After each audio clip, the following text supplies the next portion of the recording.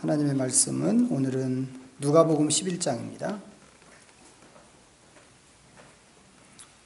신약성경 110페이지 누가복음 11장 1절부터 4절까지.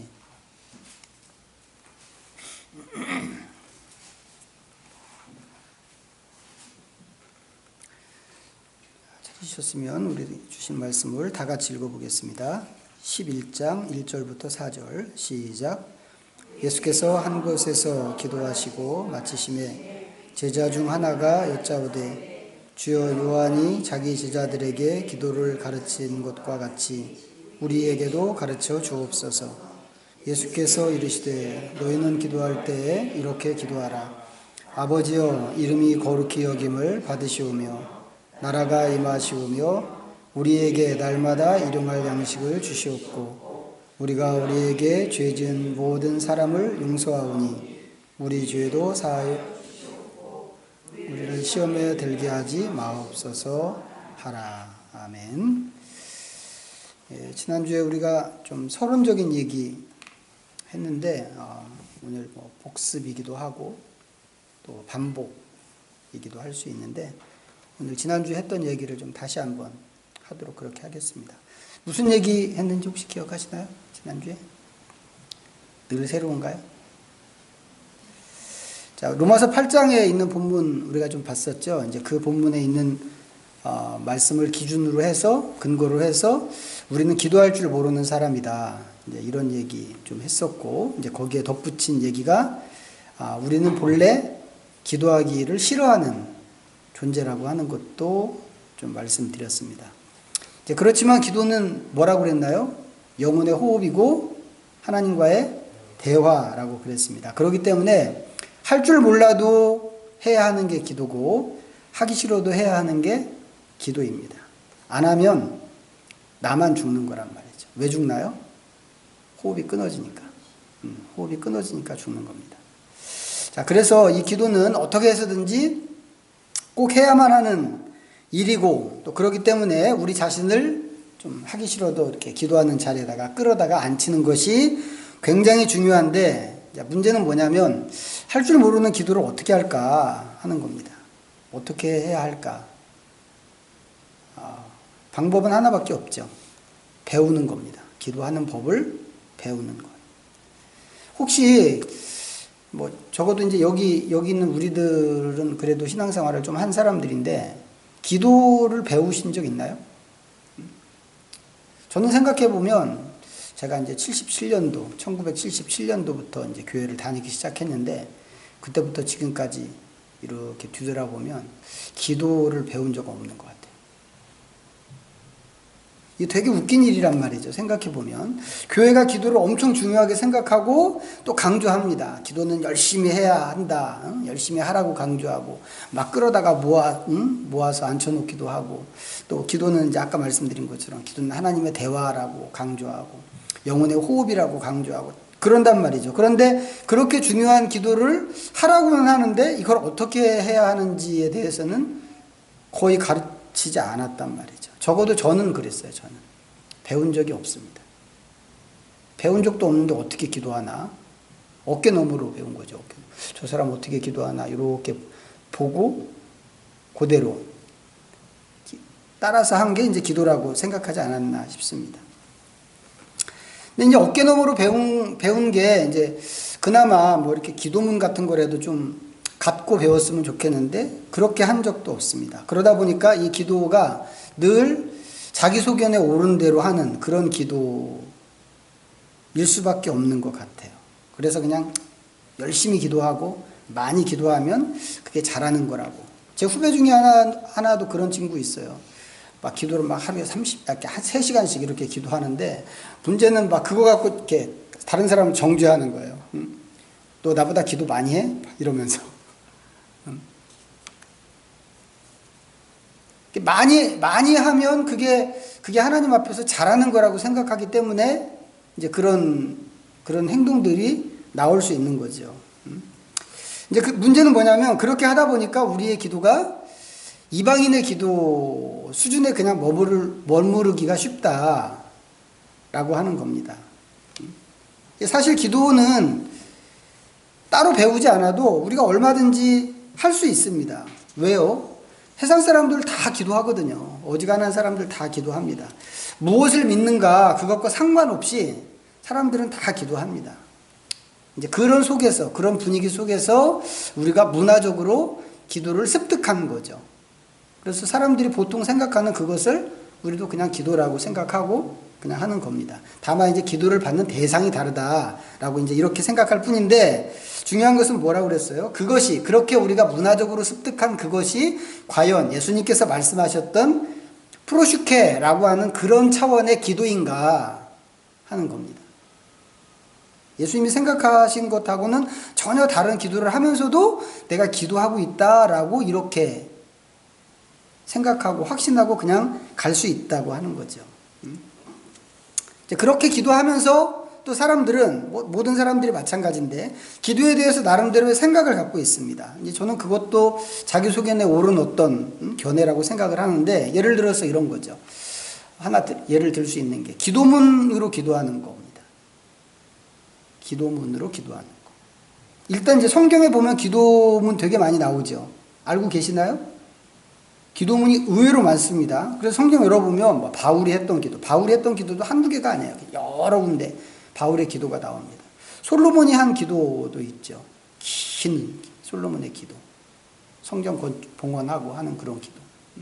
다윗의 기도는 뭐 수도 없이 많습니다. 손으로 꼽자면 이 성경 안에 기도문이 몇 개인가 이게 꼽을 수도 없을 만큼 너무너무 많은 기도문들이 나와 있습니다. 이제 그런가 하면 우리 앞에 살았던 믿음의 선배들 중에 그분들이 했던 아주 훌륭한 기도들이 또 있습니다. 뭐 어거스틴의 기도나 아니면 또 우리가 잘 알고 있는 성 프란체스코, 우리 찬양으로도 부르잖아요. 이제 그런 기도문들 있단 말이죠. 메가더 장군의 기도도 아시나요? 아들을 위한 기도 이런 거. 이런 좋은 기도문들이 책으로도 묶여져서 서점에 가면 이게 팔기도 한단 말이에요. 그런데 우리는 기도할 때 그런 기도문을 거의 사용하지 않습니다. 왜 사용하지 않나요? 그런 기도를 남의 기도라고 생각하기 때문에 그렇단 말이죠. 하나님께 기도를 하는데 내 기도를 해야지 남의 기도를 읽고 있으면 그게 무슨 기도라고 그걸 할 수 있을까? 이런 생각이 우리 안에 기본적으로 깔려 있다고 하는 겁니다. 아니면 좋지만 대부분의 개신교인들이 그렇지 않나 싶어요. 그런데 이제 가톨릭 같은 경우는 아니죠. 가톨릭은 교회가 정해준 기도문이 있습니다. 예배소에 보면 마치 우리 그 교동문처럼 기도문이 이제 딱 인쇄돼가지고 사람들에게 사용된단 말이죠. 이제 천주교인들이 대부분 이제 그렇게 정해진 기도문 가지고 기도를 하는데 우리는 이제 그거 보면서 어떻게 생각하나요? 약간 이 사람들의 그런 기도를 좀 얕게 취급하는 그런 마음이 우리 안에 있습니다. 왜 그렇게 생각해요? 저 사람들은 기도할 줄 모르기 때문에 저렇게 기도문을 보고 읽는다고 이렇게 생각하는 것이죠. 교회가 말이지 좀 기도 열심히 하는, 기도 잘하는 강한 신자들을 만들어야 되는데 기도문 보고 맨날 이렇게 읽게 하는 그런 식으로 가르치니까 천주교는 약한 신자만 만드는 거라고. 제가 좀 오랫동안 그렇게 생각을 했어요. 천주교 사람들이 진짜 우리처럼 그렇게 자기 기도를 할 수 있을까? 읽는 거 말고. 근데 나중에 보니까 그렇게 하는 게 기도를 가르치는 거더란 말이죠. 여러분, 정해진 기도문 가지고 기도하면 어떤 이점이 있는지 아세요? 이점이 있습니다. 이점이 꽤 많이 있는데, 첫째는 일단 정해진 기도문 갖고 기도하면 헛소리는 안 하죠. 헛소리는 안 합니다. 그 전에 제가 되게 좋아하는 목사님 계셨는데 그분이 기도에 대해서 얘기하시면서 그런 말씀하셨어요. 되게 오래전 얘기예요. 이제 사람들 안에 우리가 기도할 때는 구체적으로 기도해야 하나님께서 들으시기도 좀 편하고 잘 응답을 해주신다. 이제 이런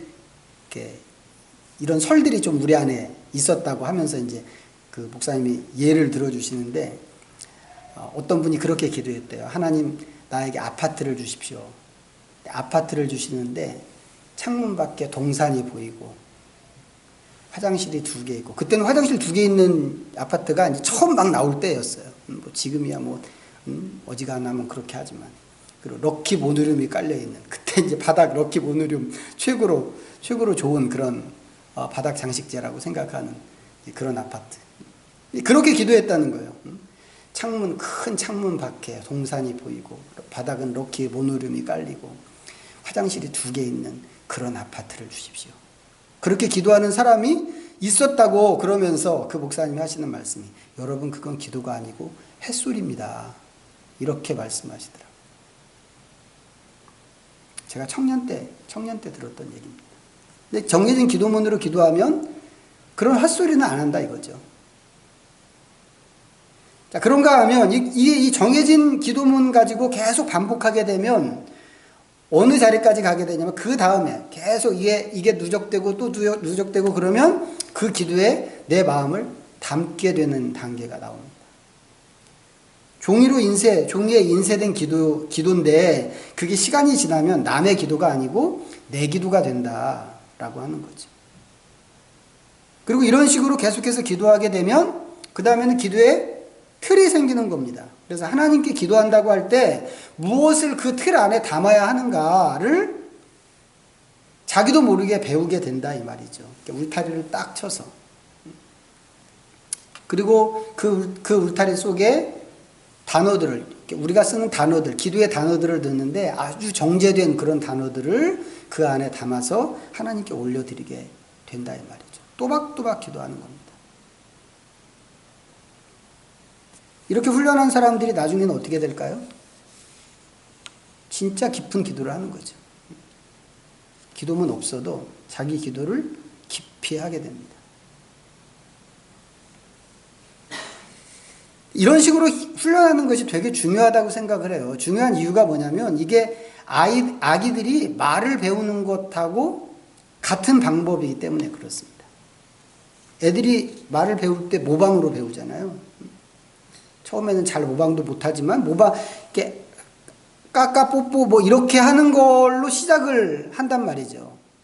그리고는 이제 단어들이 이렇게 만들어진다고 하더라도 단어를 어느 문장, 어느 문맥에서 어떤 단어를 써야 하는지 애들이 사용하는 그 용법을 보면 말도 안 되는 그런 표현들 되게 많아요.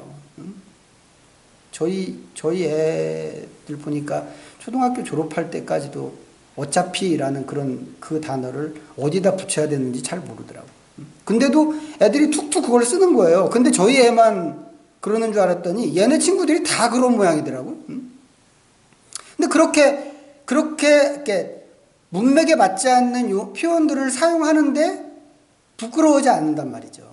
해보는 거예요. 보는데 그렇게 연습하고 훈련하고 이렇게 계속 하다 보면 어느 순간에 말들이 만들어지고 정확한 의사소통이 형성이 되더라고 하는 걸 우리가 다 경험했단 말이죠. 아이들을 보면 참 이 모방이라고 하는 게 정말 성공의 어머니라는 생각이 듭니다. 그런데 기도도 마찬가지다라고 하는 겁니다. 다른 사람이 쓴 거라도 좋으니까 좋은 기도문을 갖다가 연습하고 훈련하고 하면 누구든지 훌륭한 기도를 할 수 있다라고 하는 겁니다. 이렇게 기도하는 사람들이 꽤 돼요. 이제 교파적으로 보면 이제 천주교가 우리가 아는 것처럼 천주교가 그렇고 정교회, 뭐 러시아 정교회나 저기 또 히랍 정교회, 그리스 정교회 계열에 있는 사람들이 그렇고 성공회에 있는 사람들도 또 그렇게 기도문을 갖고 기도하고 그럽니다. 참고로 말씀드리면 성공회는 개신교예요.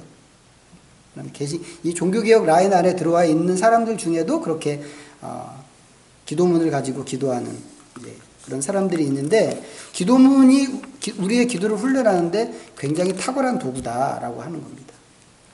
그런 방법들이 하나 있는데 우리는 오랫동안 그 방법에 대해서 좀 수준이 낮은 거다. 이제 이렇게 이제 생각해 온 경향이 있죠. 그런가 하면 쓰는 거는 또 어떻게 생각하세요? 기도를 써서 하는 거. 이제 이 경우는 이제 뭐 예를 들어서 대표 기도 한다고 할 때는 조금 강조가 되죠. 개신교 안에서도 기도할 때는 좀 써서 해야 된다. 그래야 이제 이게 정제된 표현에다가 이렇게 한정된 시간 안에 딱 해야 되니까 3분 이내에 기도를 바쳐라. 대표 기도를 바쳐라. 이제 이런 그 어떤 룰들이 있단 말이죠. 보이지 않는 룰들이. 오래전부터 이런 얘기가 있었습니다. 그런데 어떤 사람들은 또 이렇게 써서 하는 기도를 역시 수준 낮은 기도라고 생각하기도 합니다. 실력 없는 기도라고. 기도를 한다고 한다면 딱 기도하는 자리에서 정말 성령이 인도하시는 대로 멋지게 내 기도를 그렇게 해야지 무슨 써서 기도를 해. 그게 기도야. 읽는 거지. 뭐 이제 이렇게 생각하는 사람들이 있단 말이죠. 설교도 가끔 보면 마찬가지예요. 설교도. 어떤 목사님들 중에는 이렇게 설교 원고 준비하지 않고 그냥 딱 이렇게 몸만 올라와 가지고는 말로 딱 직통 계시 받아갖고 하는 것처럼 그렇게 성령께서 인도하시는 대로 자기는 그렇게 설교한다고 그것을 이제 자랑하고 그것을 큰 뭐 실력인 것처럼 그렇게 얘기하시는 분들이 계세요. 근데 그런 분들이 모르는 거 한 가지 있죠. 뭐냐면 성령 하나님은 즉흥적으로만 역사하시나? 딱 설교단에 올라왔을 때만? 딱 기도하러 앉았을 때만 즉흥적으로 역사하시나? 미리 준비할 때는 성령님은 역사하지 않으시는가?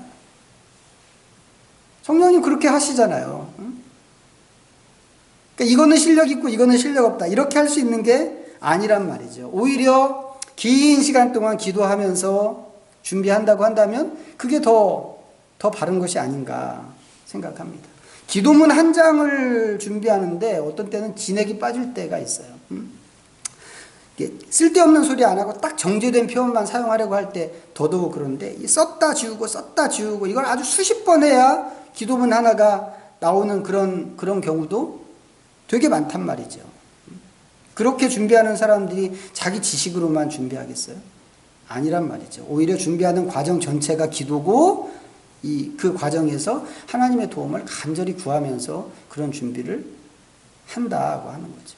성령님은 언제든지 역사하시는 하나님이시기 때문에 이렇게 미리 준비하는 게 논리적으로도 더 맞다는 생각이 저한테는 좀 있습니다. 그런데 절대 기도 안 쓰시는 분들 있죠. 대표기도 하러 올라가는데도 절대로 안 씁니다. 절대 안 쓰고 그냥 올라가서 기도하는 데는 그야말로 횡설수설하는 그런 사람들 되게 많습니다. 그러니까 기도가 안 느는 거죠. 기도가 늘지 않습니다. 그렇게 맨날 욕심으로 기도하고 자기 소견에 옳은 대로만 기도하고 습관을 따라서 기도하고 그렇게 되는데 이런 것은 아니다라고 하는 겁니다. 너무 많은 얘기를 했는데 핵심은 뭔가 하면 기도는 배워야 된다라고 하는 겁니다. 아무것도 아닌 것처럼 보이지만 기도는 배워야 된다. 우리가 오늘 처음에 읽었던 말씀이 주기도문이죠. 누가복음에 나오는 주기도문입니다. 그동안 우리가 이제 앞에서 주기도문 다룬 거는 마태복음에 있는 주기도문이었어요. 마태복음 6장에 나오는 차이가 뭔지 혹시 아시나요? 지금 오늘은 이제 누가복음에 나오는 주기도문을 읽었는데 우리가 마태복음에 나오는 주기도문은 이제 오랫동안 봤단 말이죠. 15주 동안이나 매주 그거 읽었는데 차이가 뭔지 혹시 발견하셨어요? 누가복음의 주기도문과 마태복음의 주기도문의 차이? 일단 나라와 권세와 영광이 어쩌고 저쩌고 하는 그 부분은 없죠. 누가복음에 여기는 없습니다. 자, 이게 큰 차이고 또 한 가지 차이는 뭐냐면 마태복음에서는 산산수훈 가운데 주기도문이 들어있습니다. 그 한 가운데 예수님께서 산 위에 올라가서 많은 군중들을 모아놓고 긴 설교를 하시는 중에 그 주기도문을 가르쳐 주셨는데 누가복음에 보니까 어때요? 제자들이 요청해서 주기도문을 주셨습니다. 이 차이가 있어요. 이렇게 된 거는 이 마태복음 안에 있는 산상설교 내용이 누가복음에서는 여기저기 흩어져 있기 때문에 좀 그렇게 됐죠. 그런데 오늘 주제와 관련해서 생각해야 되는 중요한 건 뭐냐면 제자들이 예수님에게 기도를 가르쳐 주십시오 라고 요청했다고 하는 것입니다. 이렇게 한 근본적인 이유는 그 당시에 랍비들이 자기 제자들에게 특정한 자기만의 기도를 가르쳐주는 어떤 문화가 있었기 때문에 유행처럼 문화가 있었기 때문에 이제 그렇게 한 겁니다. 본문에서도 그렇게 이야기하고 있죠. 요한은 제자들에게 기도를 가르쳐 줬던데요. 우리도 그런 기도를 가르쳐 주십시오. 이제 그 당시 사람들은 이런 기도문이 선생님이 가르쳐주는 기도문이 자기 나름대로의 그 자기 문파를 특징 짓는 표시라고 생각을 했던 것 같아요. 어쨌거나 예수님의 제자들이 예수님에게 이런 요청을 했는데 밑바닥에 깔려있는 생각 하나는 뭐겠어요? 선생님이 기도를 가르쳐 주시면 우리가 그 기도를 배우겠습니다. 이거죠. 배울 마음을 갖고 지금 기도를 요청한다고 하는 겁니다. 이 사람들이 그동안 기도 안 한 사람들일까요? 아니란 말이죠. 그동안도 기도를 계속 해온 사람들입니다. 유대인인데 하루에 3번씩 보통 유대인들처럼 시간을 정해놓고 기도를 했을 거란 말이죠. 그런데 이제는 예수님의 제자로서 특별한 기도를 배우고 연습할 생각을 지금 했다고 하는 것입니다. 우리한테 좀 이런 태도가 있어야 한다고 하는 것을 우리가 좀 기억했으면 좋겠습니다. 그냥 습관적으로 내가 좋으면 좋은 거다. 좀 이런 식으로 기도할 것이 아니라 더 나은 기도를 드리기 위해서 배워야 한다는 태도를 항상 마음에 좀 품고 바른 기도를 좀 연습하는 그런 신자들이 되었으면 좋겠습니다. 자, 이렇게 기도를 배워야 하는 이유는 다른 거 없죠. 지난주에 말씀드렸던 것처럼 우리는 기도할 줄 모르는 사람들이기 때문에 그렇습니다. 마땅히 빌 바를 알지 못하나. 알지 못하면 배우는 수밖에 없다 이거죠. 자, 지난주에 내렸던 결론 중에 또 한 가지는 자, 골로새서 4장 2절에서 한번 보겠습니다. 골로새서 4장 2절 봐주세요. 327페이지.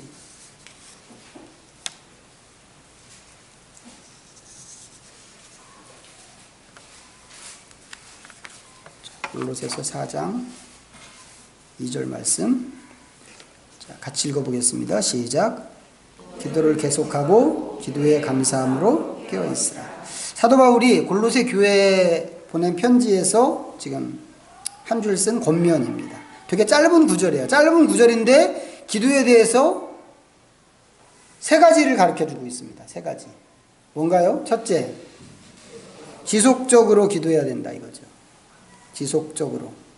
2번째, 감사함으로 기도해야 되고 3번째는 기도에 늘 깨어 있어야 된다라고 하는 겁니다. 압축해서 얘기하자면 기도에 힘쓰기 위해서 결단해야 된다라고 하는 것이죠.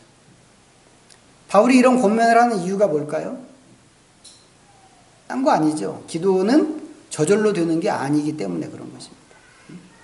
지난주에 말씀드린 것처럼 우리는 본성적으로 기도하기 싫어하는 존재고 여러 가지 이유로 기도를 못하거나 아니면 안 하게 되는 그런 존재들이란 말이죠. 그렇기 때문에 기도가 저절로 될 때까지 기다린다고 한다면 우리는 절대로 기도할 수 없다고 하는 겁니다.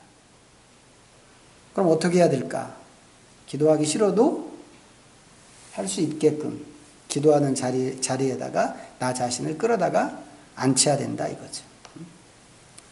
이것을 위해서, 이 기도를 위해서 결단하고 마음에 작정해야 됩니다.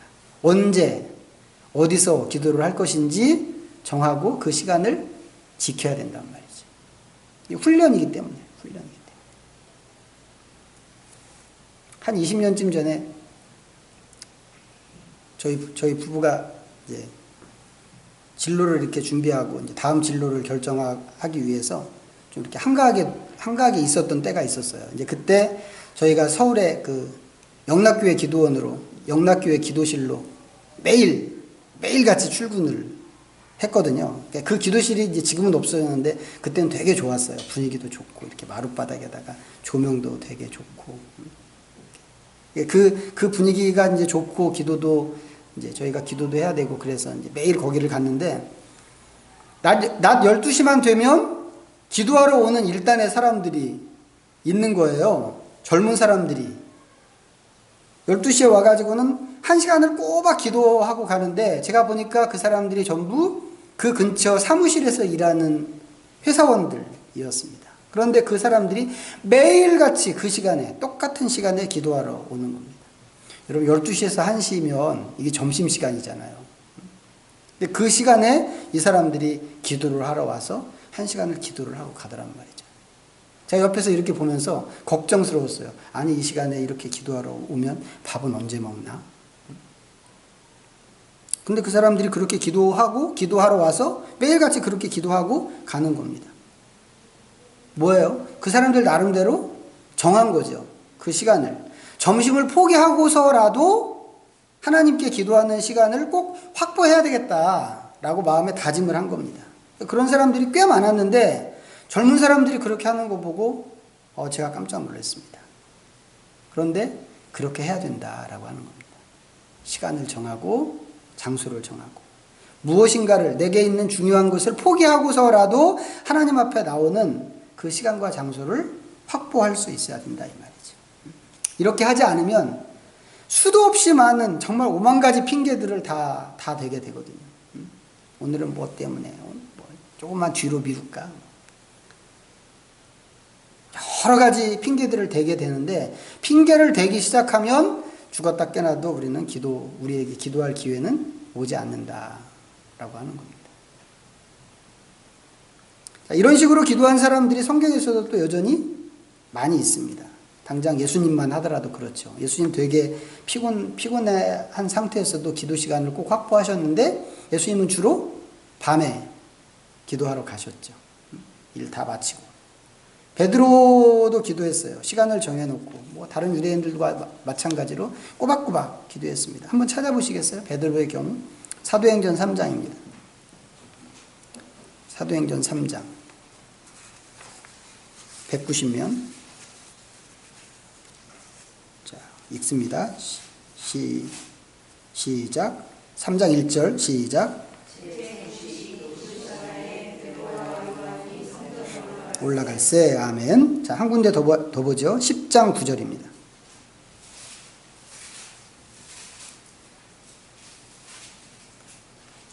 10장 9절 204페이지 시작 이튿날 그들이 길을 가다가 그 성에 가까이 갔을 그때 베드로가 기도하려고 지붕에 올라가니 그 시각은 제6시더라.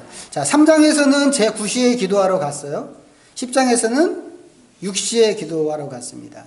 무슨 얘기겠어요? 하루에 몇 차례 이렇게 시간을 정해놓고 기도했다 이 얘기죠. 그런데 3장에서는 기도하러 성전으로 갔죠. 그런데 10장에서는 지붕 위로 올라갔습니다. 이건 또 무슨 얘기인가요? 어디서 기도하는가 이것이 중요하지 않았다고 하는 것입니다. 성전이든지 지붕이든지 하나님과 독대해서 기도하는 것이 중요한 일이고 그렇기 때문에 장소에 상관없이 이런 시간을 놓치지 않으려고 애를 쓰는 게 중요하다고 하는 겁니다. 바울도 마찬가지죠. 바울은 전도자였잖아요. 전도여행 수도 없이 전도여행 많이 다녔는데 이 도시 저 도시로 이렇게 떠돌아다니는 사람이기 때문에 기도 장소를 이렇게 어디 한 군데 딱 이렇게 정해놓을 수가 없는 사람이었습니다. 그런데도 이 사람이 기도를 쉬지 않았습니다. 그래서 어디를 가든지 어떤 도시에 들어가든지 좀 자기가 머무는 도시에서 기도하기 좋은 곳이 어딘가 이것을 제일 먼저 찾았던 것 같아요. 영험한 장소, 기도하기에 영험한 장소가 있을까봐 찾은 게 아니죠. 그리스도 안에서 영험한 곳은 없습니다. 그리스도의 이름이 영험할 뿐이지. 예수님께서 이제 수가성 여인한테도 말씀하셨어요. 예배를 드리는데 여기서도 아니고 저기서도 아니고. 심지어는 예루살렘이라고 하더라도 장소가 중요한 게 아니라 예수님의 이름으로 예배하는 것이 중요하다. 영과 진리로 예배하는 것이 중요하다. 이런 말씀하셨는데 바울이 이제 기도할 장소를 찾는 것은 이제 그런 차원에서 영험한 장소를 찾는 게 아니라 방해받지 않을 만한 그런 장소를 찾는 거죠. 그래서 주변 환경이나 주변에 있는 사람들이나 이런 것들로부터 방해받지 않고 하나님께만 집중할 수 있기 위해서 장소를 찾았는데 중요한 것은 매일 하는 것이 중요하다 이겁니다. 자, 시편 55편 한번 보죠. 이 에어컨 좀 조금 틀어주세요.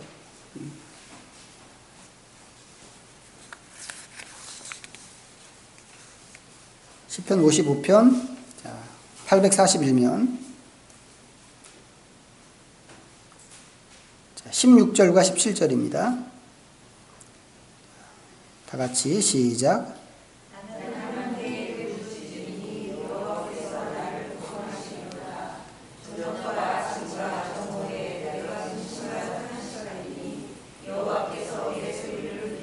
자, 누구의 기도인가요? 다윗의 기도입니다. 다윗은 워낙 기도로 살았던 사람인데 이 말씀을 보니까 이 사람은 정말 기도에 대한 확신이 있었던 사람인 것 같아요. 여호와께서 나를 구원하시리로다. 여호와께서 내 소리를 들으시리로다. 이 정도의 확신이 다윗으로 하여금 기도하게끔 부추기지 않았을까 싶기도 한데, 하나님이 이렇게 들으신다는 확신이 있으면 기도하게 되죠. 확신이 없으면 기도 못합니다. 다윗은 그런 확신으로 충만했는데 언제 기도했습니까? 저녁, 아침, 정오. 왜 저녁부터 시작하는지 아시죠?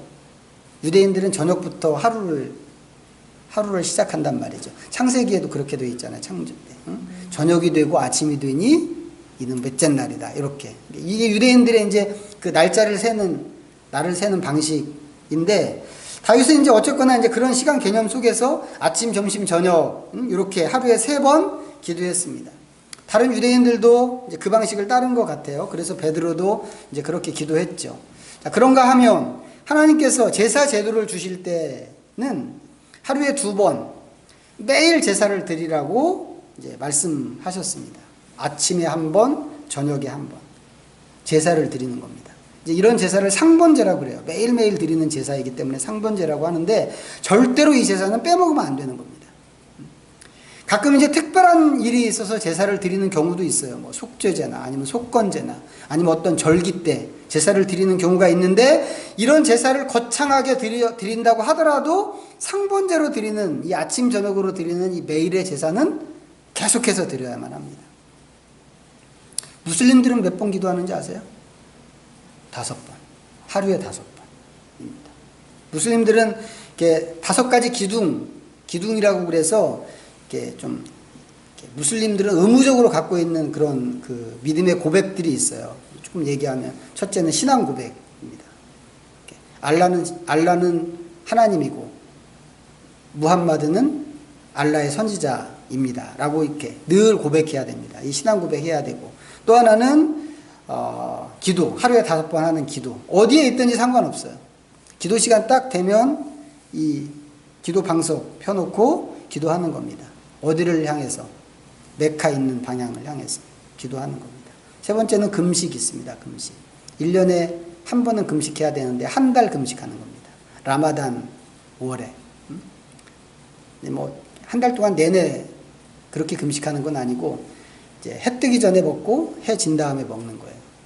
근데 이거 되게 어렵습니다. 제가 이거 성교지에서 한번 따라 해봤는데 한 22일 정도 되니까 후회했어요. 제가 아유, 내가 미쳤지, 이거 왜 했지? 되게 배고파요, 뒤로 가면.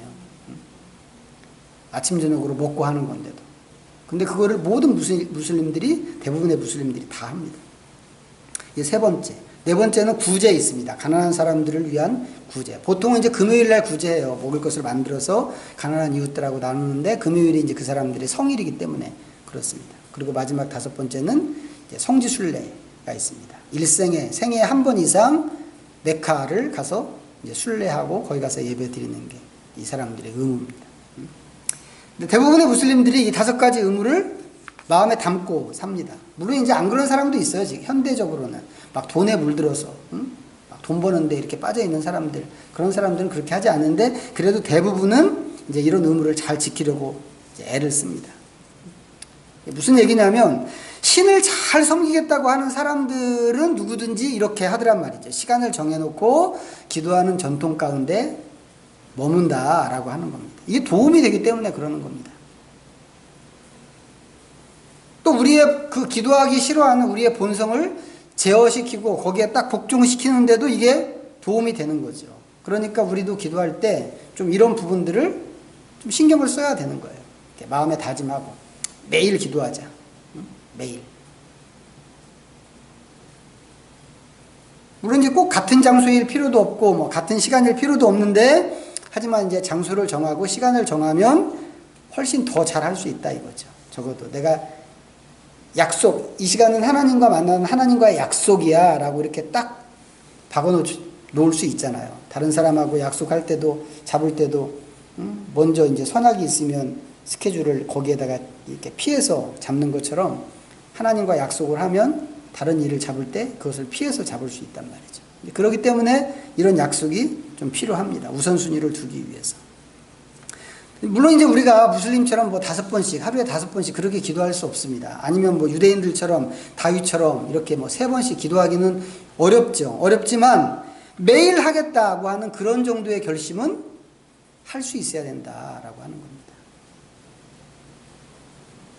자, 지난주에 나눴던 얘기 이제 한 가지 더 나누고 좀 마치려고 하는데, 우리가 지난주에 마무리하면서 말씀으로 기도하자 이런 얘기했습니다. 자, 바른 기도를 하는 가장 안전한 길이 말씀으로 기도하는 것이고, 하나님의 뜻을 따르는 길이 말씀으로 기도하는 것이다.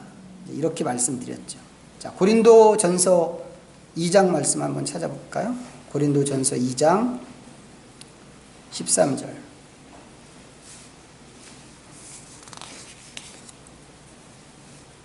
자, 고린도전서 2장 13절. 같이 읽겠습니다. 시작. 우리가 이것을 말하거니와 사람의 지혜로 가르친 말로 아니하고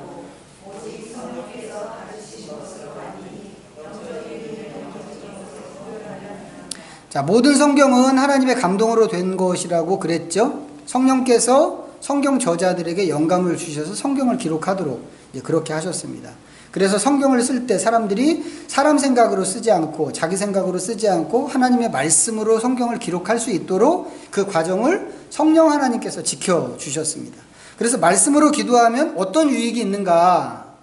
지난주에 말씀드릴 때는 하나님의 뜻을 따라서 기도할 수 있는 그런 유익이 있다고 그랬는데, 그것과 함께 지금 읽은 말씀해 보니까 분별하는 유익을 얻을 수 있다고도 이렇게 이야기했습니다. 지금 읽은 이 고린도전서 2장 13절에 있는 말씀의 요지죠. 전에 제가 이제 선교지에 있을 때 라마단 기간에 이제 교회 식구들한테 이제 기도하자고 그랬어요. 이제 무슬림을 위해서. 지금 이제 이 라마단 기간에 모든 무슬림들이 다 금식하고 이렇게 기도하는데, 우리 무슬림들을 위해서 기도하자. 대부분의 무슬림들이 라마단 기간에 그렇게 금식하고 기도하거든요.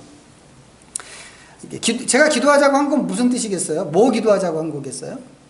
그 무슬림들을 하나님께서 좀 불쌍히 여기시고, 기도하는 가운데라도 자기들은 알라를 위해서 기도하지만 하나님께서 아주 신비로운 방법으로라도 좀 그들의 영혼을 깨우고 좀 그리스도를 발견하고 그리스도 앞에 나와서 좀 복종하게끔 그런 기회를 주십시오. 뭐 이런 거 위해서 기도하자고 그랬단 말이에요. 그런데 이제 그런 의도로 기도하자고 제안을 했는데 어떤 자매가 그랬어요. 그 사람들 기도 잘하라고요?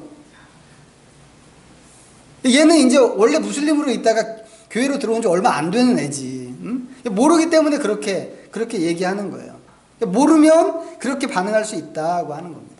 하나님 말씀도 마찬가지입니다. 똑같이 하나님 말씀 붙잡고 기도한다고 하지만 우리가 전혀 진짜 하나님의 뜻과는 반대로도 기도할 수 있다고 하는 겁니다. 예를 들면 뭐 이게 이해가 될지 모르겠는데, 전에 문창극인가 하는 사람이, 문창극 맞나? 일제가 우리나라를 강점한 게 하나님의 뜻이다 이렇게 얘기한 적이 있습니다.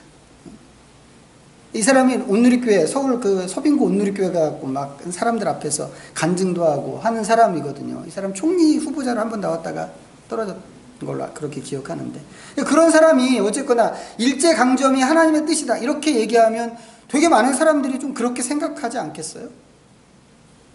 그때 그래서 이제 좀 수군거림이 있었는데, 좀 제가 생각해 봤어요. 그 사람의 그 얘기를, 그런 소식을 이렇게 듣고, 이 사람이 왜 그렇게 생각했을까?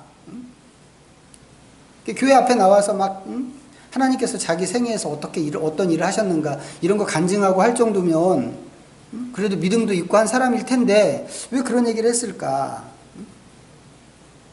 제가 이제 생각한 것은 뭐냐면, 이 사람이 어쩌면 하나님이 그 상황을, 이 일제강점기라고 하는 그 상황을 허용하셨기 때문에 그것이 하나님의 뜻이라고 생각한 것이 아닐까 싶었습니다. 하나님의 뜻이 아니라면 어떻게 그런 일이 일어날 수 있지?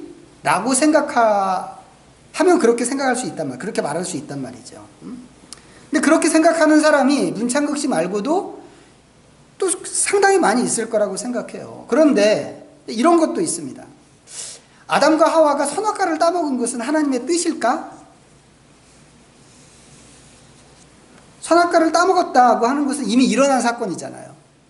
물릴 수도 없어, 이건. 그러면 그것은 하나님의 뜻인가? 하나님의 뜻 아니라고 하는 거 우리가 다 알고 있죠. 하나님의 뜻인가요? 응? 하나님의 뜻 아니라고 하는 걸 어떻게 알 수 있죠? 선악과를 먹은 게 하나님의 뜻이 아니다. 이거 어떻게 알 수 있어요? 하나님 말씀하셨으니까 아는 거지. 그거 먹지 말아라 라고 분명히 말씀하셨으니까 이게 하나님의 뜻이 아니라고 하는 거 우리가 알 수 있단 말이죠. 그런데 그 사건이 일어났단 말이죠. 하나님의 뜻이 아닌데도 불구하고.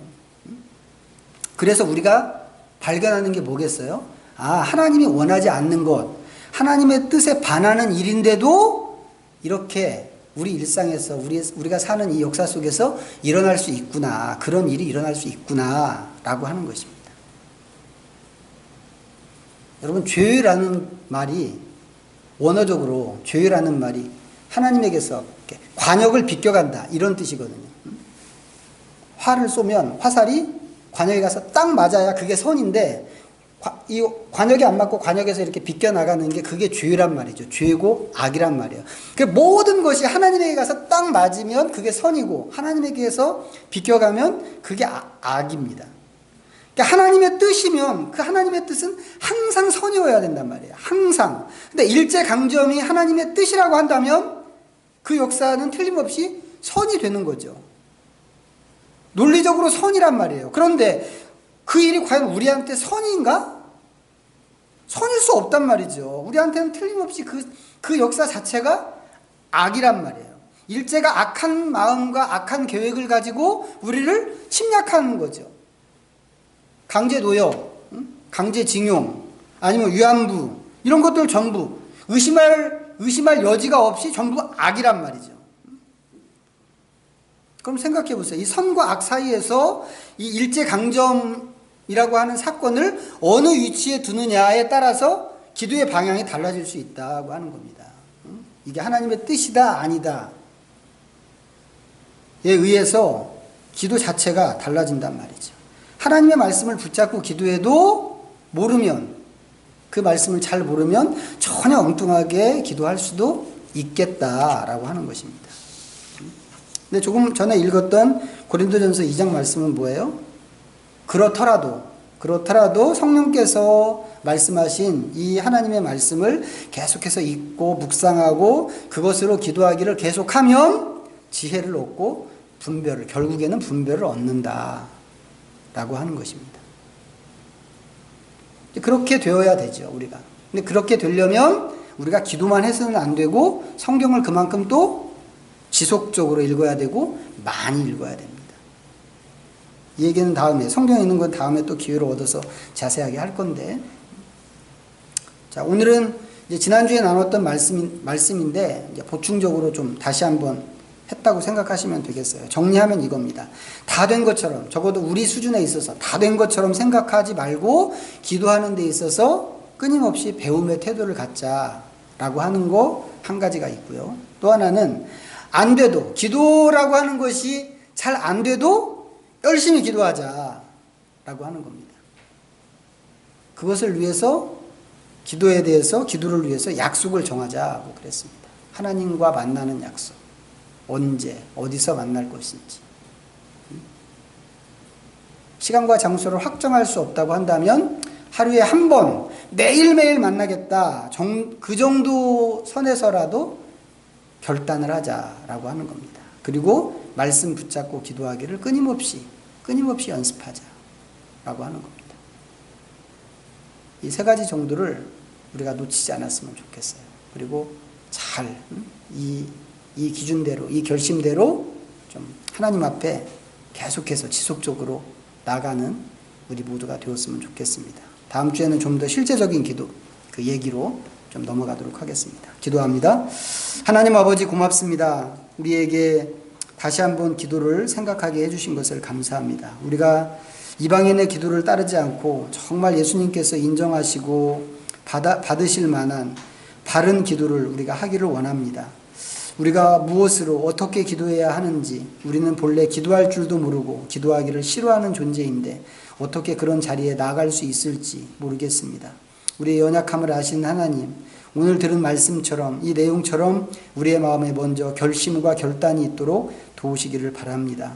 하나님, 우리가 늘 마음을 열고 기도를 배우고자 하는 겸손한 마음을 갖게 하시고 할 수 있는 대로 더 바른 기도를 위하여서 끊임없이 말씀 앞에 우리 자신을 세우게 하여 주시옵소서. 지혜와 명철을 허락하시고 우리가 가지고 있는 선입견에 의해서 말씀을 잘못 이해하고 해석하지 말게 하시고 하나님, 우리의 그 오독으로 말미암아서 또 기도의 방향이 비틀려지지 않도록 저희를 붙잡아 주시기를 간절히 원합니다. 성령께서 우리에게 지혜를 주시고 분별하는 은혜를 주시겠다고 약속하셨사오니 주님, 우리가 하나님의 약속하신 바를 믿고 나아갈 때 하나님의 선하신 뜻을 분별하고 기도하고 그 기도를 통하여서 하나님과 동역할 수 있도록 도와주시옵소서. 감사하며 예수님의 이름으로 기도드립니다. 아멘.